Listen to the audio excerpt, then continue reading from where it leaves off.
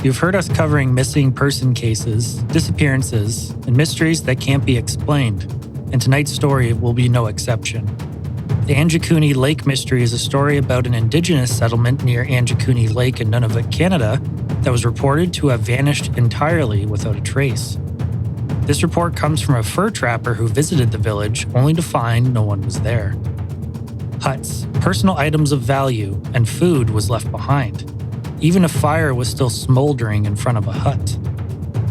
It was as if they simply vanished into thin air. But is this story rooted in fact or fiction?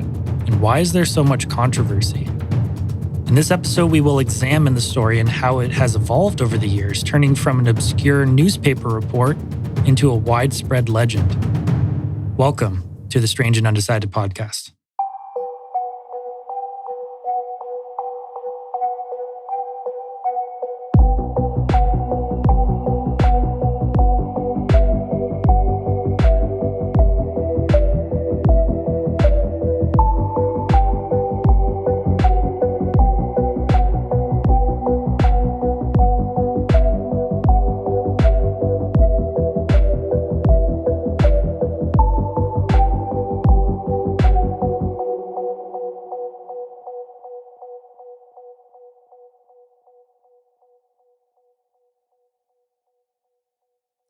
Well, this should be an interesting case.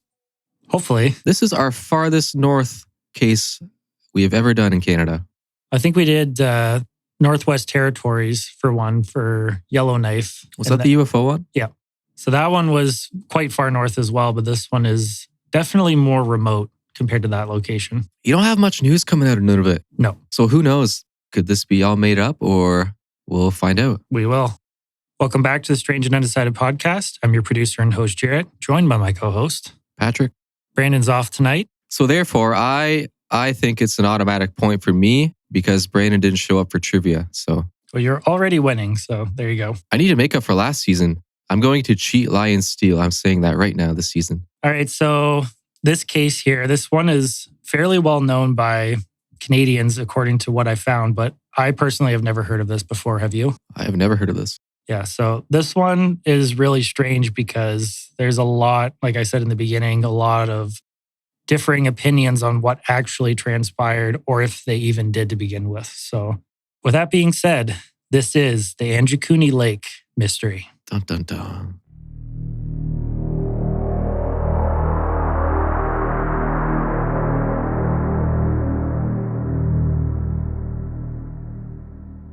Angikuni Lake is located in the Kvalik region of Nunavut, Canada. When people around the world think of Canada as the Great White North, we as Canadians think of Nunavut as the true Great White North. It is Canada's newest territory compared to the other provinces. It is characterized as being remote, tundra wilderness inhabited by Inuit people, which comprise 85% of its population, which is only about 40,000 people. Angikuni Lake is one of several lakes located along the Kazan River. The shore of the lake is known for its rocky outcroppings from the Canadian Shield, which is a vast geological rock formation which forms a horseshoe shape around Hudson's Bay and covers about half of Canada. The area around Lake Angikuni might seem inhospitable to many people, but to the indigenous of this area, it was home. Inuit groups in northern Canada at the time, being the early 1900s in the context of this story, practiced a more semi-nomadic lifestyle. They would move seasonally to follow different hunting and fishing opportunities. The way the settlements were designed was a reflection of their lifestyle. These settlements were temporary and made to be taken down and moved rapidly. Remember this fact for later. Isn't it funny as nomads, they have the option of going pretty much anywhere, but they choose to stay up north? Yeah, I think that's just what they're used to and how they were taught, but it kind of makes you wonder why they never moved. It's incredible how much they adapted to live up there. Absolutely. Like, people live where it's easiest, and for some reason, that was the easiest place for them to live, which is incredible. I wonder if that's all they knew, though. There's no internet, there's no books or anything. That's just what they know. They were born there, and they only know that everything is white and snow. If they were to go down south where it's not snowy, I think it'd be like a huge shock for them. Yeah, it could be. Never thought of it that way.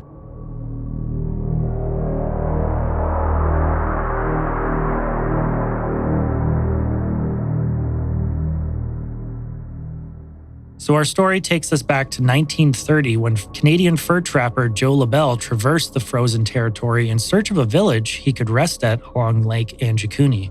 This settlement he had visited before and it was bustling with life. This time he visited was different. He approached the camp and to his astonishment, it was deserted. He couldn't help but think and feel that something was very wrong. Huts were left abandoned where they stood. Food was left behind. Prized possessions and tools were also left behind. LaBelle found unfinished clothing and needles in garments, food hanging over fire pits. But what happened, and where was everybody? This is the earliest known written account that appeared on November 27, 1930 in the Danville Bee, written by journalist Emmett E. Keller. This article recounts how a trapper, Joe LaBelle like I just said, arrived at a small Inuit camp of 6 tents and found that a total of 25 people, comprised of men, women, and children, had simply vanished. The article went on to say that LaBelle reported his findings to the Northwest Mounted Police, which is now called the Royal Canadian Mounted Police, or RCMP. They returned to the site and found exactly what LaBelle had described. On top of that, they also discovered a total of 7 sled dogs that had frozen. Oh. This was confusing as nobody went anywhere in this place without sled dogs. Most disturbing was what they discovered next. Graves of the dead nearby had been disturbed, with the bodies missing, and stones that encircled the burial site were undisturbed. The RCMP were never able to find an explanation of why the village was deserted or where the people went. They were left with more questions than answers, and the newspaper article slipped into legend. But what exactly did happen?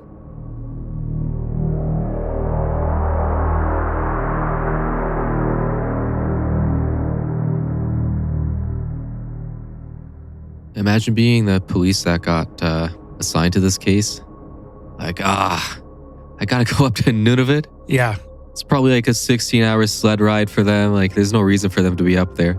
I think they had some outposts that weren't like super far, so they didn't have to travel insane distances like that, but it's probably multiple days of traveling just to get to the site too. If it's just a village comprised of 25 people, why would you need police up there? Like, yeah, it'd be a trek and a half for them. Right? So keep those kind of thoughts in mind because that'll be very important for later in the story.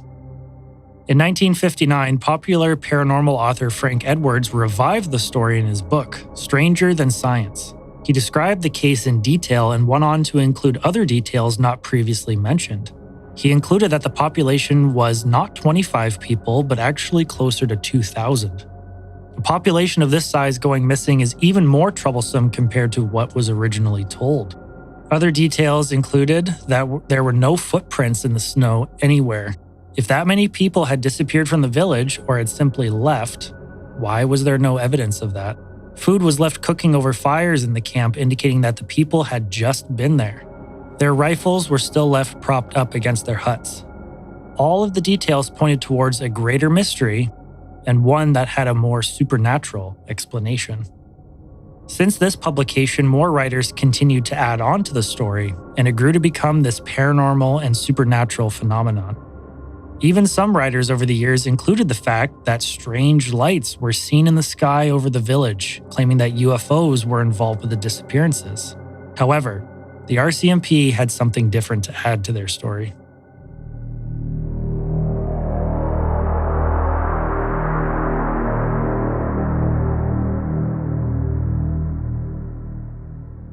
The RCMP stated in historical notes that despite the article being published in 1930, that there was no official record or evidence supporting the sudden and mysterious disappearance as described. The RCMP indicated that the events described in the article never occurred, and that the narrative was likely designed to grab people's attention for fame. Fact or cover-up? That's what we're going to discuss. This is where things get a little foggy. Some articles I looked through indicated that the police acknowledged that they knew the village were missing for some time, approximately 8 weeks, and they were not able to find them, whereas other articles deny their existence entirely. Some other details that came up provided by an internal Mountie report from January 1931 by Sergeant J. Nelson reportedly found no foundation for the story. The report went on to say that LaBelle was a novice trapper, possibly mistaken about local settlements. Some photographs used in the article were dated back to 1909, which did not match the time the event happened. And there was no evidence that any of the events took place that were reported. I was also able to find a number of articles that did state that the police saw something strange while they were investigating the camp. They saw a whitish, pulsating light on the horizon. Some of you might immediately think, oh, they just saw the northern lights. That makes complete sense. Well, these people were well used to the northern lights and the spectacular colors that washed across the sky. This was nothing like that. The light they saw was just above the horizon, was pulsating slowly, getting brighter and darker and back again. Was this too also an addition added to the story years after? Or were the police too terrified to admit what they saw and covered it up?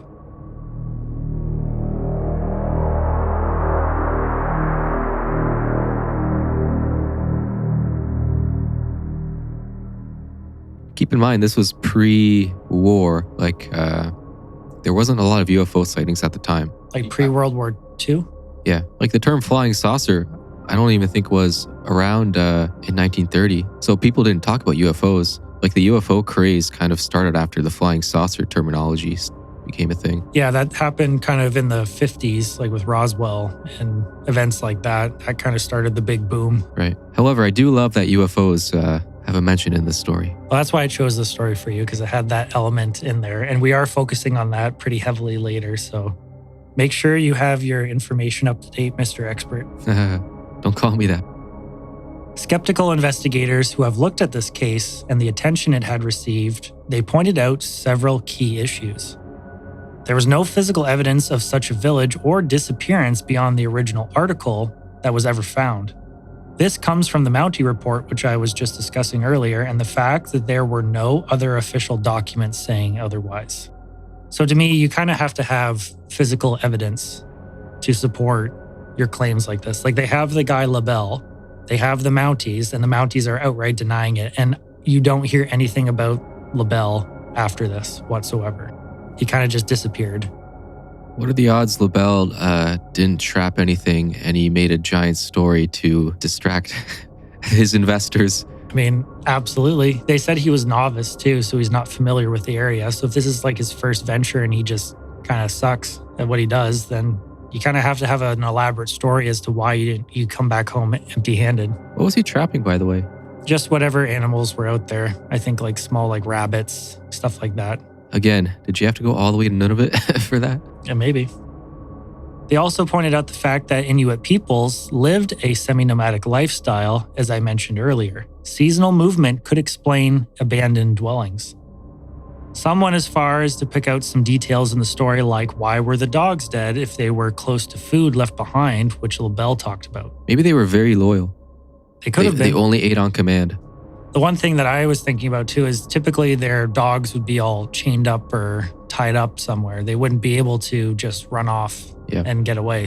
And those dogs are built for snow, so they must have been there for a while without food. Yeah, absolutely. So how valid are the claims that the smoke on the fire was still smoldering and this and that? If the dogs were dead, there'd be no chance the fire was just burning. Yeah, absolutely. And you're already starting to pick apart some of the inaccuracies of the story. So with that, let's get on to some of the theories and interpretations. So as I've stated a couple times now, Inuit groups often shifted camps with the seasons to follow the food, essentially.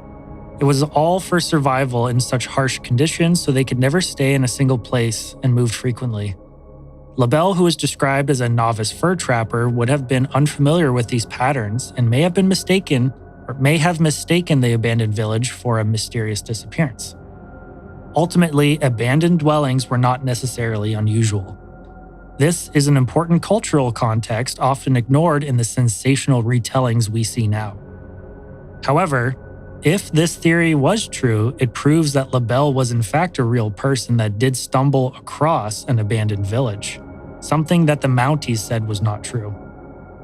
The original newspaper article may have been exaggerating for increased fame, as this was common practice in journalism at the time. Here are some of the key elements that are often repeated in the legend. So, from the beginning, the village was found empty. Yes, that appeared in the article, the original article. Abandoned belongings. Yes, that also appeared in that. Dead sled dogs. Yes. Missing bodies from graves. Yes. Everything else after that, such as no footprints found, a huge population, freshly cooked food, and UFO sightings, that all came after the 1930 article and was never in the original one. So to me, adding stuff to a story that was never there to begin with immediately destroys the validity of what you're trying to prove. Right. So I don't think they're doing themselves any favors by continuing to add to this story. But I will say authors usually, they come up with an idea or they see an idea and they try to expand on that idea to make it more interesting and fascinating, which a lot of the people could have been doing. So far, according to that original story, everything seems like it could have been just them moving to a new settlement, following the food, except the dead dogs. That's the thing that's strange. Yeah, and the missing bodies. Right. To me, that's probably the weirdest thing about this whole entire story. The missing bodies. So were there bodies previously buried? Like they buried their dead in like marked graves and stuff? And those bodies were missing. So some people have speculated that when they were moving, they wanted to bring their dead with them to not leave them in that location. But like you said originally, all the sled dogs were frozen and they were dead. They would absolutely need sled dogs in order to literally carry these people, pack them up, pack up all their belongings. And you're just telling me they all of a sudden just walked away? Is there a chance that a certain number of dogs died natural causes and they took the majority of their sled dogs with them? I mean, for 25 people, there probably was more dogs than that were actually there. So that is a good point, because I think there were like 6 to 7 dogs, maybe 8. But again, the retellings of the story, they aren't very accurate. Right. So they vary greatly. So maybe eight dead dogs out of, I don't know, let's say if you had 30 dogs for these 25 people. Yeah. Could be natural causes, a virus or just whatever. Absolutely. But this wouldn't be strange and undecided if we didn't look at some of the more peculiar theories. Let's do it.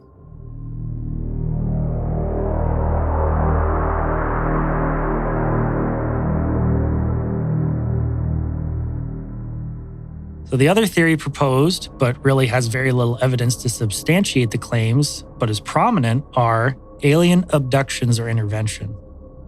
Some accounts report LaBelle seeing a cylindrical object in the sky that may have been the cause of the disappearances.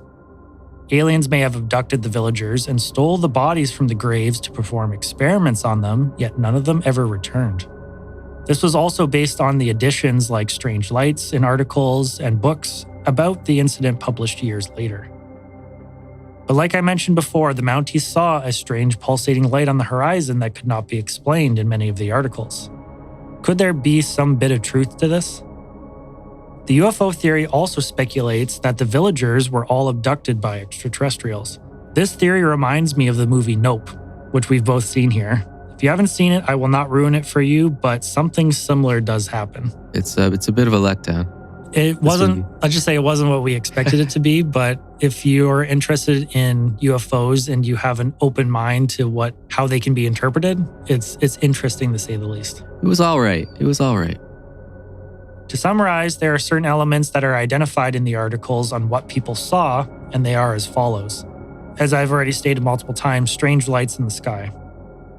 Next there was no sign of a struggle. The theorists that believe in this point out that there was no evidence of a struggle or any kind of violence that had occurred. So if animals had attacked them or if people had attacked them, you would at least see signs that this happened, like ripped huts, stuff broken, their possessions stolen, but none of that was ever found. No footprints or tracks leading away from the village. So if they walked away, you'd see very clear tracks and paths made by the people leaving, but there was nothing. There was no evidence of migration beyond people being gone. They just, again, simply disappeared. But it is important to note that some of these claims were not in the original article and were added some years later. So I've said that a few times now, but all of the articles that I've read, there aren't 2 that are the exact same. So researching this, every single article has something different in it that adds a little bit of something or doesn't have some of the details that the other one had. So I found that to be really interesting as well. So this idea of UFOs leans hard on the assumption that normal explanations would leave chaos, whereas aliens wouldn't. Probably the most disturbing detail was that the graves were allegedly opened and bodies were taken. To the UFO theorists, this gets explained as aliens collecting biological samples from humans for experiments and studying their genetics. This mirrors a very common UFO abduction trope of aliens being obsessed with human bodies, DNA, and reproduction. It's funny, those aliens went all the way up north because they thought nobody would ever discover their doings. Yeah. And in 2026, we're still talking about it. Yeah. So I think the biggest thing too is the UFO theory really took off for this case, and a lot of people ran with it. And People actually believe it? Yeah. I love UFOs, but to me, it's a bunch of horseshit. Yeah, I can't help but agree with you. I think this is an absolute fabrication of a story. It's really interesting, and I think the thing that interests me the most is how it's made it all the way into 2026 still. And people like me researching this, oh my God, an entire village has disappeared. And then when I look deeper, it's like, oh, nobody can really verify it. Well, I don't doubt the validity of what the RCMP officers saw with the flashing white light over the horizon. I believe that could be a genuine UFO sighting, but I don't think it has anything to do with the case. So some reasons why the UFO theory spread so much and is so popular was because the Angikuni Lake story exploded decades after 1930, especially in 1950 to 1970, through UFO books, newspaper articles, and other paranormal radio shows. These were super popular at the time, and that was at a time when this was kind of the golden age of UFOs, so to speak, where you had the Roswell panic, you had the flying saucer fever, you had government conspiracy thinking. Everybody thought the government's after us and they're hiding something bigger, and UFOs are above us and little aliens are abducting people. What a fun time to be alive. Oh, absolutely. Do we have anything on that caliber in this day and age? I don't think so. Well, we kind of do right now. They're coming up with all the UFO stuff at the Pentagon, and I wouldn't say is like super prominent. There's definitely a niche group of people focused on that. That is me. But it's still, I am in that niche. yeah, it's still like something that's happening to this day. But like you said, it's a niche. It's not like a mass. I don't think the general public is interested in this stuff as much as we are. Not at Obviously doing a Strange and Undecided podcast. Exactly. This is up our alley. Some of the paranormal and supernatural reasonings for the event are seen in modern culture in the form of Whitley Strieber's 1989 novel Majestic, and also by Dean Koontz' 1983 horror novel Phantoms. I've actually read Phantoms. It's really good. It's about a whole village town just disappearing. Oh, that's pretty much what our case is. Yeah. I was listening to Whitley Strieber on a podcast recently. He's got a kooky story too. Oh, cool. In 2010, Nigel Blundell and Roger Bohr wrote about the Angikuni Lake mystery and the disappearances involved in their book called The World's Greatest UFO Mysteries. So I think the biggest thing about this case isn't so much whether it's true or not. I think we've kind of, or at least from my readings and stuff, I've kind of don't think it happened at all. I think, honestly, the village just moved and this guy just, if he did exist, just happened to stumble across an empty, abandoned village and thought something strange had happened. So you think at least the village was real? Oh, yeah, I think definitely, because it's evidenced by their nomadic lifestyles. This was normal. And people who actually lived up there, this wasn't something like, oh my God, like the village is gone. What happened to them? It's like, oh, they just moved. Maybe he wasn't familiar with a nomadic lifestyle. Yeah, and that's like one of the big theories, that he was so inexperienced with the area that he stumbled across it, that he thought something was wrong, but it actually, nothing was wrong. Right. But several factors can contribute to the persistence of this legend, and that's what I'm more interested in.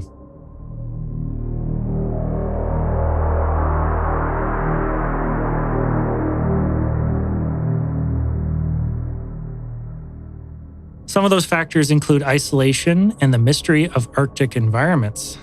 Due to the remoteness and unknown aspects of the area, it's natural to think that something supernatural might exist there.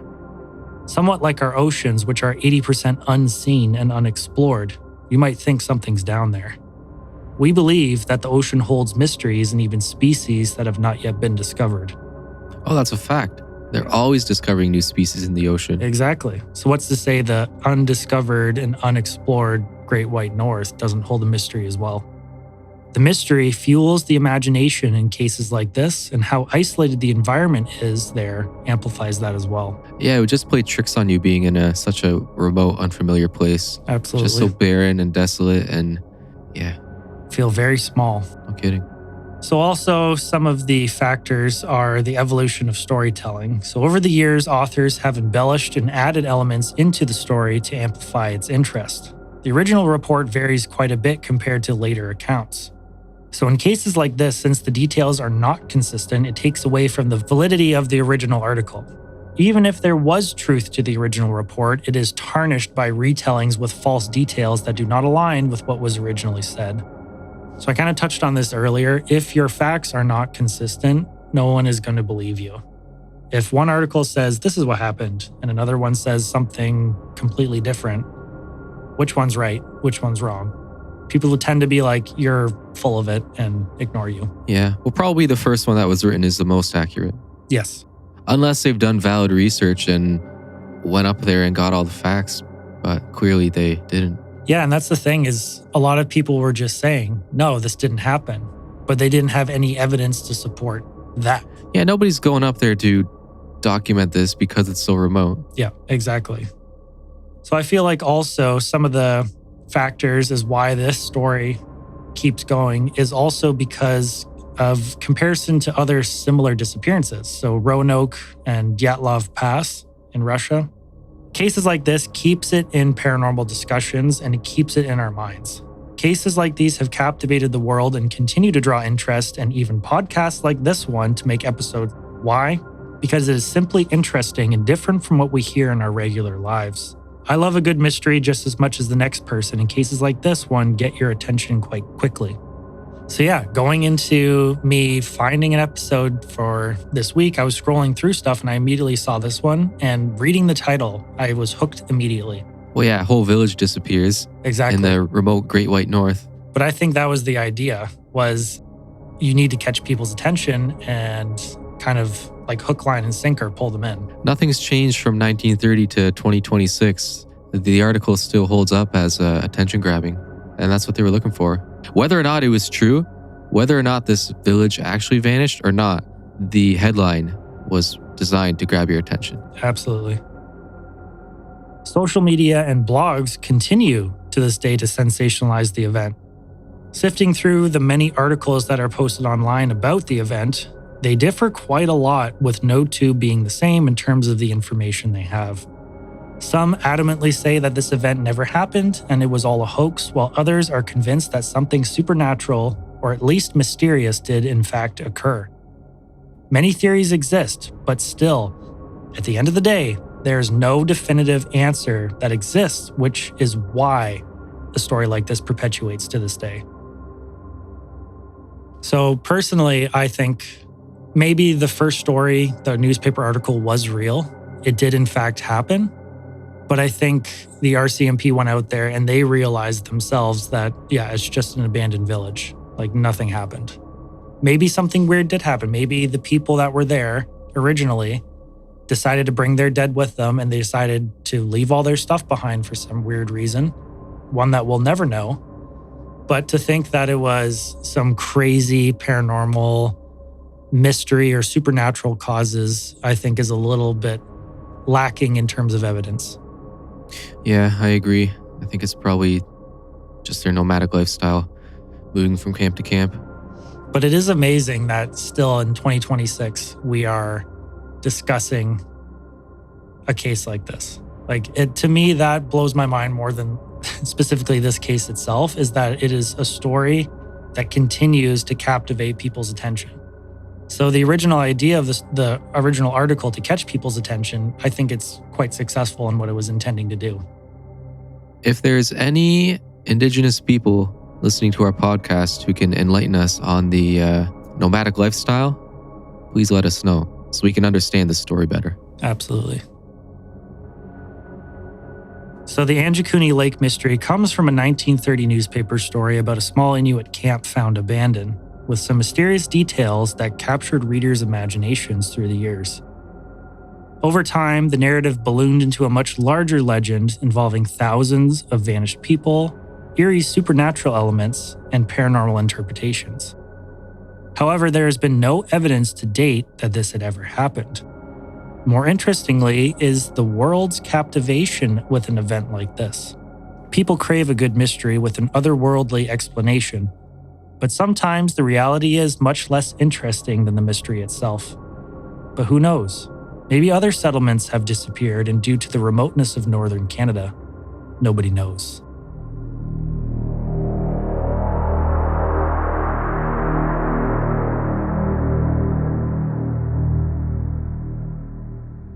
All right, so that's the case for tonight. It was a bit of a shorter one, but mostly because there is not much information on it beyond just those articles and then whoever added on to it throughout the years. Right.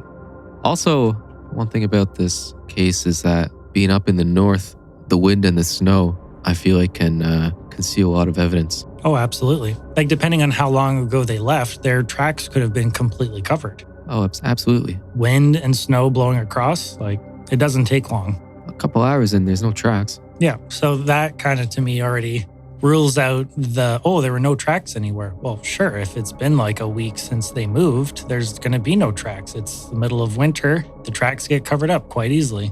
Yeah. I wonder what the odds are of this group actually existing, going to a new place, and then hearing a story of a tribe that went missing, not knowing it was them. They probably had no idea. They're probably like, oh, that's weird. I wonder where those people went. Yeah, we'll keep an eye out for them. It might have started at most with a misinterpretation of what happened, and then it just ballooned into something more spectacular than it actually was. Isn't that how most legends start? Absolutely. A tiny bit of truth ballooning into something incredible. Absolutely. For story's sake. As is the human way. And I'm not complaining. I like the story. Yeah, it's interesting. Like, remote village goes completely missing. That's going to catch your attention right away.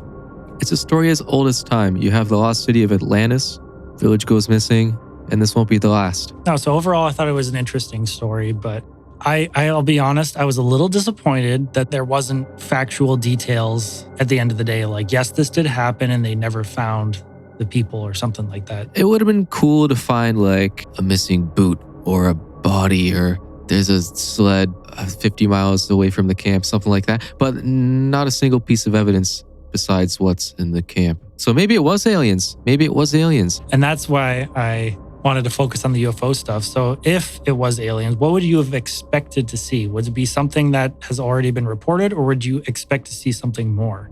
If it was a legit UFO, yeah, would I expect to see more evidence? Yeah. Personally, I don't really believe so much in abduction cases. There are some valid ones, but 99% of them are garbage, I think. The legit cases, it's like, I don't know, it wouldn't be a whole village, I wouldn't think. Yeah, that's a little bizarre. You'd think it'd be one single person. I would believe that. If LaBelle said he was abducted, that's why he didn't trap any furs. Yeah. But I also want to point out too, LaBelle told this news reporter about it, and he immediately just believed him like nothing. Oh, absolutely. If you're a news reporter, just trying to catch a scoop. So, like, where did he do any fact checking? No, probably not. He just published the story and that was it. It's been a slow news day.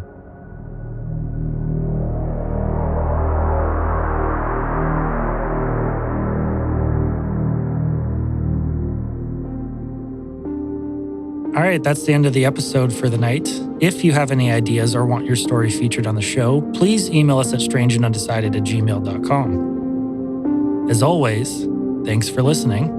And good night.